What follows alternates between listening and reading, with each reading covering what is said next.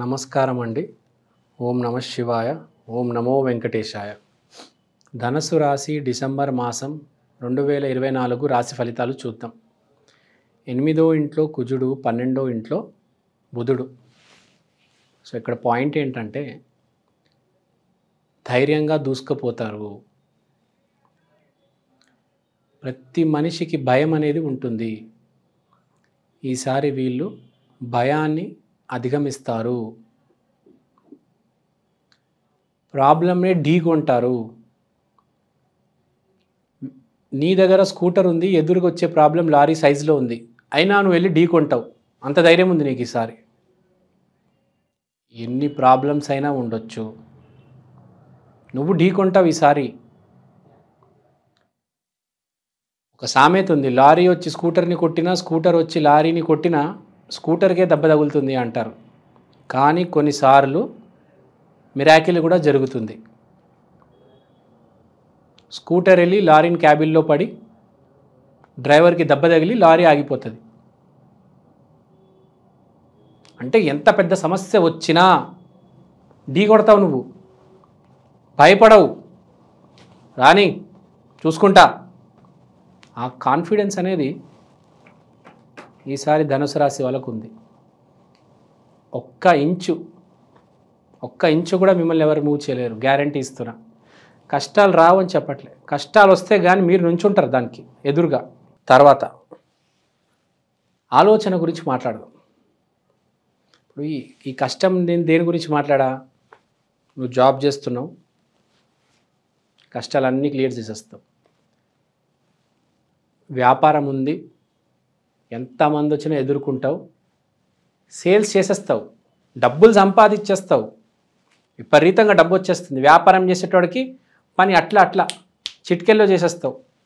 కానీ ఇప్పుడు ఆలోచన, డబ్బు ఒకటే కాదు కదా, ఆలోచన కూడా ఉంటుంది. అంటే ఆలోచించడం మొదలెడతావు నువ్వు. ఇంత అవసరమా అసలు? హ్యాపీగా ఉండాలంటే ఇంత కష్టపడాలా, ఇంత ఎదిరించాలా? అంటే మనిషి పూర్తిగా ఫైట్ చేసిన తర్వాత, గెలిచిన తర్వాత ఆలోచిస్తాడు, అరే ఇంత అవసరమా నేను అని. ఇలాంటి ఆలోచనలు వస్తే కానీ ఇక్కడ పాయింట్ ఏంటంటే చిరంజీవి గారిలాగా ప్రతి అడుగున పోరాటం ఉంటుంది. అలా పోరాడుతూ వెళ్తేనే పైన సింహాసనం ఉంటుంది. అప్పుడు మీకు పట్టాభిషేకం అనేది జరుగుతుంది. సో అంత లోతుల్లోకి వెళ్ళి అంత ఆలోచించొద్దు, పోరాడుతూ ఉండండి. కొంతమంది ఏం చేస్తారంటే మనకు అవసరమా అబ్బా, ఎందుకు అబ్బా వదిలేద్దామని పక్కన పడేస్తారు. అలా కాదు, పోరాడండి చివరి వరకు. మీకు ఆ స్థైర్యం దేవుడు ఇస్తున్నాడు. ఎందుకులే మనకు అవసరమా అని మిడిల్ డ్రాప్ అయిపోవద్దు. చేస్తే పని పూర్తిగా చేయాలి. క్రికెట్ ఆడితే విరాట్ కోహ్లీలాగా ఆడాలి. ప్రతి స్టేజ్లో మనిషి పోరాడినాడు. ప్రతి స్టేజ్లో పోరాడడం వల్ల ఇవాళ విరాట్ కోహ్లీ ఇస్ ద విరాట్ కోహ్లీ, అంటే పెద్ద క్రికెటర్ అయ్యాడు. కొంతమంది నేను చూస్తాను రంజీ ట్రాఫీ దగ్గరకు వచ్చేసరికి వద్దులే మనం మోడలింగ్ చేసుకుందాము, ఈ పాలిటిక్స్ ఇవన్నీ ఎలా ఎదుర్కొంటాను నేను, నా వల్ల అవ్వదు, ఇది అది. ఇప్పుడు అలానే అనుకుంటే మనకు కోహ్లీ, ఒక ధోని వచ్చేవారా కదా? మీరే చెప్పండి. ఎంతో పోరాడితే కనుక ఆ స్థితి, ఆ స్థాయికి వెళ్ళరు వాళ్ళు. సో ఆ శక్తి ఉంది మీకు కాబట్టి ఈసారి పోరాడండి అంటున్నా. ఎంత పెద్ద గోల్ ఉన్నా పోరాడండి. మీకు యూట్యూబ్ ఛానల్ ఓపెన్ చేయాలని ఉందా? ఛానల్ ఓపెన్ చేయండి. మీ దగ్గర డబ్బులు ఉన్నాయి, వ్యాపారం పెట్టలేకపోతున్నారా? పెట్టేయండి. ధైర్యం చేసి ఒక అడుగు వేయండి, ముందుకెళ్ళండి. మీ కోరిక ఏదైనా ఉండొచ్చు, దాని వైపు అడుగు వేయండి అని చెప్తున్నా. ఈసారి మిమ్మల్ని ఎవరు ఎదుర్కోలేరు. మన పక్కన దేవుడు ఉంటే మనల్ని ఎవ్వరు ఏం చేయలేరండి, గుర్తుపెట్టుకోండి. మనమే ఏమైనా చేయగలం, కానీ ఏమైనా చేయాలి కదా. అదే కదా సమస్య. ఏం చేయట్లేదు మనిషి, పక్కన దేవుడు ఉన్నా కూడా. అనుగ్రహం లేనివాడేమో ముందుకెళ్ళి దెబ్బలు తగిలి కింద పడుతున్నాడు. నీకేమో దేవుడు ఉన్నాడు తోడుగా, కానీ నువ్వేమో ముందుకెళ్ళట్లేదు. పని చేయమని చెప్తున్నా. బేసిక్గా డిసెంబర్ నెల ధనస్సు రాశి వాళ్ళు కంపల్సరీ పని చేయాలి. దీనికి నీ వల్ల అవ్వడం లేదంటే కొన్ని రెమెడీస్ చేసుకో చెప్తాను. రెమెడీస్ ఏంటంటే వీళ్ళు ఫస్ట్ చేయాల్సింది ఏంటంటే, ధనస్సు రాశి అధిపతి గురువు కాబట్టి దత్తాత్రేయ అనుగ్రహం ఉండాలి. గురుమూర్తులు ఉన్నారు, దత్తాత్రేయ, దక్షిణామూర్తి, రాఘవేంద్ర స్వామి. దత్తాత్రేయ అంటే గానుగాపురం, రాఘవేంద్ర స్వామి అంటే మంత్రాలయం. సో మీరు ఇంకా దక్షిణామూర్తి అంటే శివుడి స్వరూపం కాబట్టి శ్రీశైలం. మీరు ఎంతో కొద్దిగా నామస్మరణ దత్తాత్రేయ దత్తాత్రేయ దత్తాత్రేయ అంటే చాలు. ఒకసారి కుదిరితే మంత్రాలయం వెళ్ళి రండి. హైదరాబాద్ నుంచి 100 కిలోమీటర్సే. మీకు అడుగు వేసే ధైర్యం వస్తుంది అని చెప్తున్నా నేను. అడుగు వేయలేక ఆగిపోతున్నారు కదా, వెళ్ళరండి గానుగాపురం ఒకసారి. ఏమైంది? అక్కడ వెళ్తుంది పిక్నిక్కి కాదు, దర్శనానికి, మంత్ర ఉచ్చారణకి. వెళ్తే 8 గంటలు కూర్చొని మంత్ర ఉచ్చారణ చేసి రండి.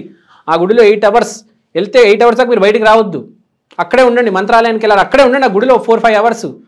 మీరు ఏం చేస్తారంటే గానుగాపురం వెళ్ళి మంత్రాలయం వెళ్ళి 5 నిమిషాలు దర్శనం చేసుకొని చుట్టుపక్కల ఉన్నవన్నీ ఎక్స్ప్లోర్ చేస్తారు, ఏదో పిక్నిక్ వెళ్తున్నట్టు. నువ్వు వెళ్ళింది దైవ దర్శనానికి, గుర్తుపెట్టుకో. వెళ్తే సంపూర్ణంగా పరిపూర్ణంగా దాన్ని ఫినిష్ చేసి రండి. ఆ రోజు భక్తిలోనే ఉండండి, పిక్నిక్ వెళ్ళట్లేదు. సో అర్థమైందా నేను చెప్పింది ఏంటంటే, అక్కడ కూడా మిడిల్ డ్రాప్ అవ్వద్దు అని. అది పూర్తిగా చేస్తే పని కూడా పూర్తిగా చేయగలుగుతారు. అక్కడ మిడిల్ డ్రాప్ అయితే ఇక్కడ మిడిల్ డ్రాప్ అవ్వాల్సి వస్తుంది. సో పరిపూర్ణంగా దత్తాత్రేయ అనుగ్రహం ఉంటుంది. ఇక దత్తాత్రేయ అంటే గురుగ్రహం కాబట్టి ఎల్లో కలర్ చాలా ప్రామినెన్స్ వస్తుంది కాబట్టి అట్టి పండ్లు దానం చేయండి, కుదిరినన్ని అట్టి పండ్లు దానం చేయండి, అంతా కలిసి వస్తుంది. నేను చెప్పే మోస్ట్ ఇంపార్టెంట్ టాపిక్ ఏంటంటే, మనిషి కష్టాన్ని, టాలెంట్ని నమ్మాలి. మీ టైం బాగున్నప్పుడు మీకు అవకాశం వచ్చి డబ్బులు సంపాదిస్తారు, పేరు ప్రఖ్యాతులు వస్తాయి. నేను ఇవాళ కష్టపడుతున్నాను, ఈ నెలంతా కష్టపడ్డాను, ఈ సంవత్సరం అంతా కష్టపడ్డాను, కానీ నాకు ఫలితం రాలేదే. ఎవరికి తెలుసు? మీకు 10 years టైం బాగాలేదు. అలా అని మీరు ఇంట్లో ఖాళీగా కూర్చోవడం, బానిసలైపోవడం, ఇవన్నీ ఉండకూడదు. ఇక్కడ చెప్పే పాయింట్ ఏంటంటే, మనకు టైం బాగున్నా టైం బాగాలేకపోయినా మనము కష్టపడాలి, కష్టపడుతూనే ఉండాలి, తెలివితేటలు వాడాలి. టైం బాగాలేదని నేను తెలివితేటలు వాడను, బయటికి వెళ్ళను, ఇలానే ఉంటాను అనేది చాలా రాంగ్ ఒపీనియన్.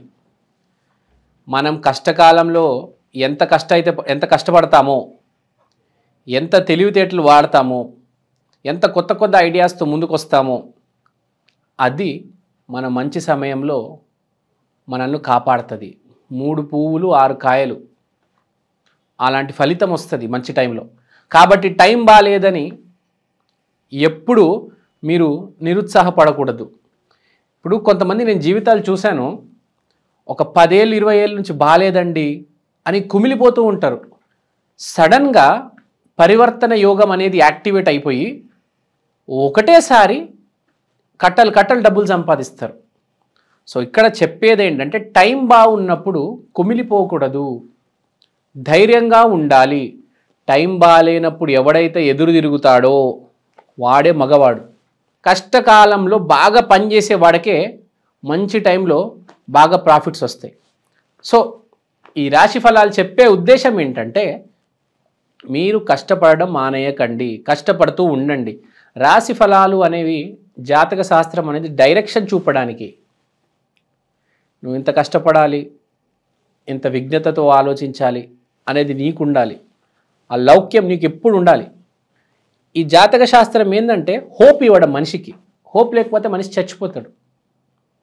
మీరు ఒక మనిషికి అన్నీ ఇవ్వండి, హోప్ ఇవ్వద్దు, చాలా మనిషి చచ్చిపోతాడు. చుట్టుపక్కల ఎవరున్నా కూడా హోప్ ఇవ్వాలి. ఎంత పెద్ద ఫెయిల్యూర్ అయినా వాడికి హోప్ ఇవ్వాలి.